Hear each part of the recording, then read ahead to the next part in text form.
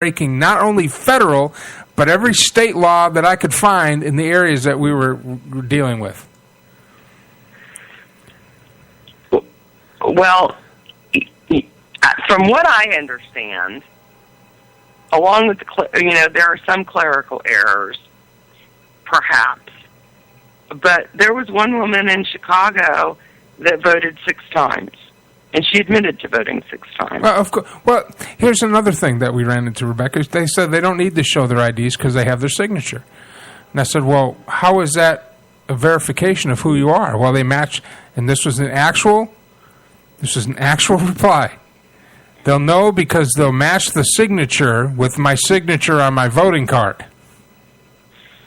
So I can tell you right now, these folks that run the polling stations, they are not being paid, or if they are, they're being paid very little. Most of them are retired, and most of them, they call them judges, but they are sworn in by a judge to volunteer to run these voting stations. They don't do this as a profession. These are homemakers and grandmas and grandpas, most of which who are retired, who have time because people got to work.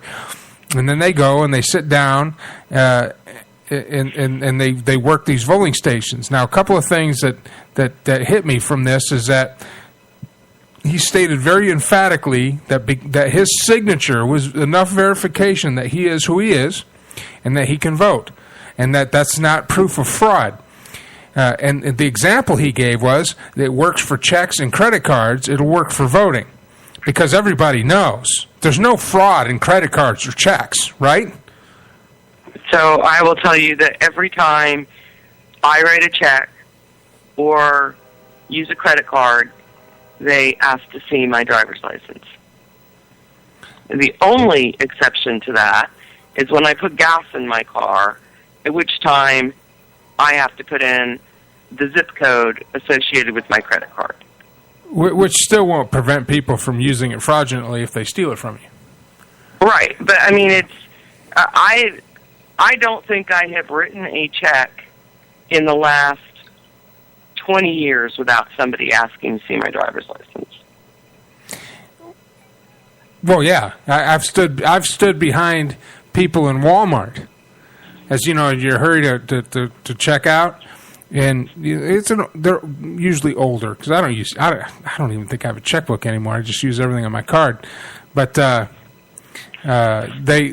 sit up there and they'll write the check out, and then when they rip the check off and hand it to the clerk has to take their ID card and punch in their ID card number and physically look at their ID card when they run the check through.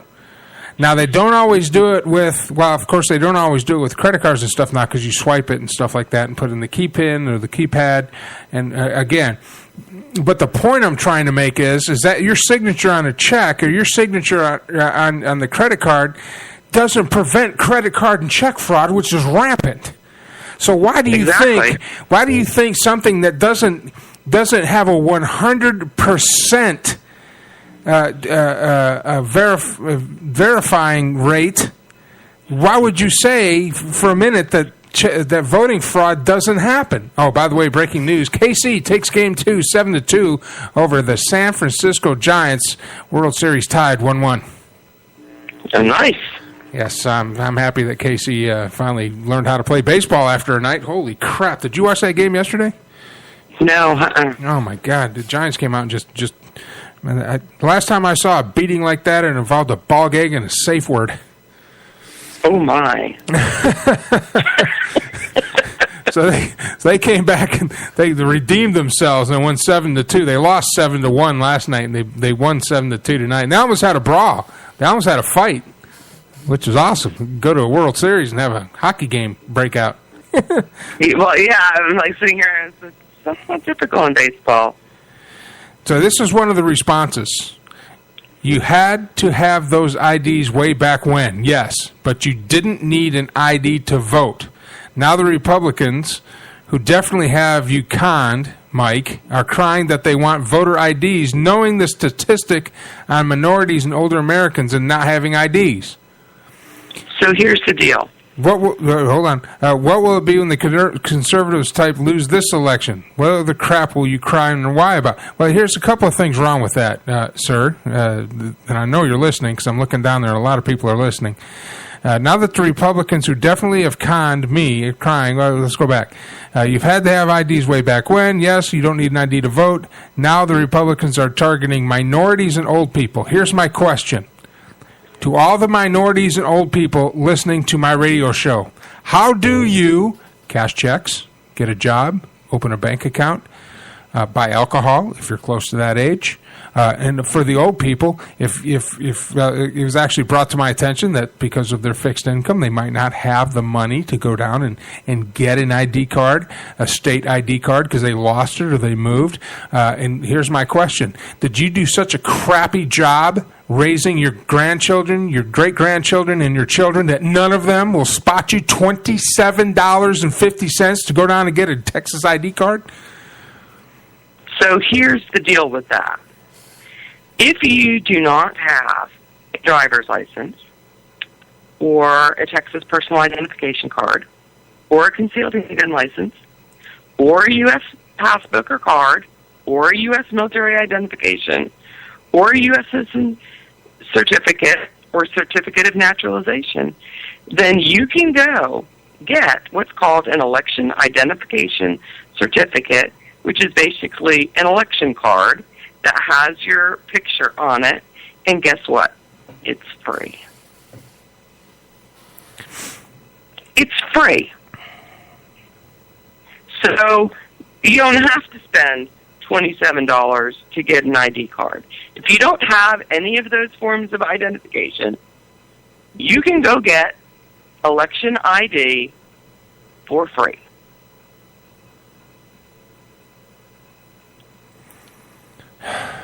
I know. I mean, it's just mind-boggling. I mean, here's the thing: an illegal that doesn't know the language, is uneducated, can come across the border, come to our country, and without any form of ID at all, get welfare checks, get government assistance. Their kids can go to our schools, and you're telling me that a citizen, especially someone who's been here for like 70, 80 years, you've got to be kidding me. If you went 80 years, if you're 80 now, that means in the 80s you're 40 or 50, which means you probably still would be working. You have to have an ID to work. You can't get a job without an ID. You can't cash checks without you can't tell me you went 80, 70 some odd years without ever having an ID. Well, I mean, there's a possibility that you would never, if you'd had some kind of a medical problem where you were unable to drive, for example. Maybe you've never had a driver's license, but you've probably had an identification card. Well, it's state law for if you live in the state of Texas and you're over the age of 18, you have to have a state-issued ID. I mean, it's just nothing. You can't do anything without it. I mean, you can't even open a bank account. You can't cash a check. How do you? So for 78 years, your grandma, bless her soul, has been paid in cash, paid everything in cash, and whatever jobs she did, she paid no taxes. There you go. I mean, it's a ridiculous argument to say that people don't have ID and cannot get ID. I mean, if you're voting age and you live in the state, you have ID. And even if you didn't have ID, there is a form of ID you can get at no cost to you that has your picture on. So the argument is invalid, right? It's not targeting old people. It's not targeting minorities. They all have ID. If they don't have ID, which is highly unlikely, they can go get this free EIC. So the only people that you could possibly say it's targeting are people that would be voting illegally and those are the people it's supposed to target. Now, here it is. I gave nothing but facts, and yes, I've voted more times than you have. So apparently he thinks he's older than me. I'm almost 50. Then you had a rational thought, Mike, and without an ID every single time, he states, the way you track if there is fraud is by the person's signature. Says, Mike, I swear I cannot believe you could be absolutely ignorant. I don't have to lie to make a point, and above all statements, I gave nothing but facts. Conservatives believe that your crap stinks until you smell it, and then once blah, blah, blah. Then it goes into the name calling. The way I want everybody within my listening voice. She signed other people's names. Yeah, I want everybody to listen. That's in the sound of my voice to listen to this statement. The way you track if there is fraud is by the person's signature. How? Well, how? There's no answer to that question, Rebecca. You can't. I could sit at home. Let's say that's a perfect example, and I know this happens. Let's say I'm a caregiver. I got 5 people in my care, so I have access to their intimate information, where they live, how old they are, whatever. Now I don't go to a polling place myself. But what I'll do is I'll do a write-in vote or a mail-in vote for me, for my party, for whatever party I want, the Republican. It doesn't matter. And then using the knowledge of the people that I'm dealing with, they might be too old or too senile or just not even interested in voting. Maybe I just know they don't want to vote. Then I can go down to the polling place using their information, sign a name, and vote according to this gentleman. And that's how, but that's impossible because somehow, magically, these volunteers, these poor volunteers, these volunteers that are, if you've ever went to a polling place, they get overwhelmed. They are not going to take your signature, sir, and they are not going to go back into the records somewhere in county and find all your signatures and match them up. No, they're not. So he's sitting there calling me stupid, and by his own, I want everybody to listen to this. The way you track if there is fraud is by the person's signature. And that he swears that he has broken both state and federal law many, many times by going to a polling place and voting without an ID.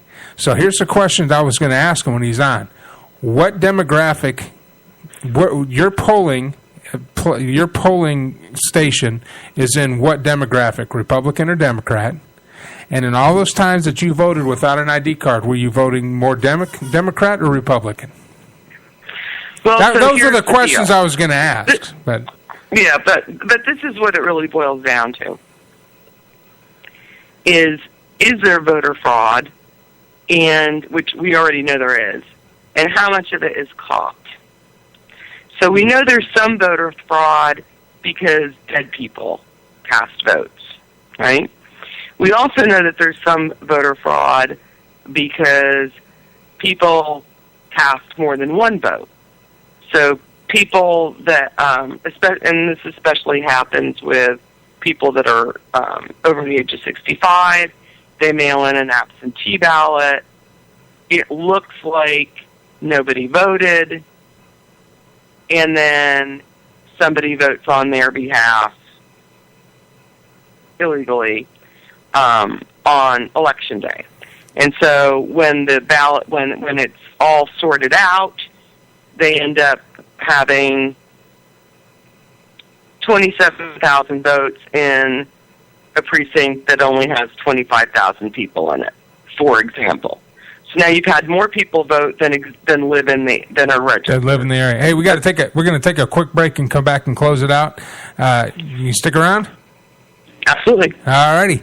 We're going to be back after these messages. We're talking to Rebecca Paddock, who is the Libertarian candidate for senator, running against John Cornyn and some other Democrat guy who I forget. Cornyn. David Alamil. David Al, yeah, that guy.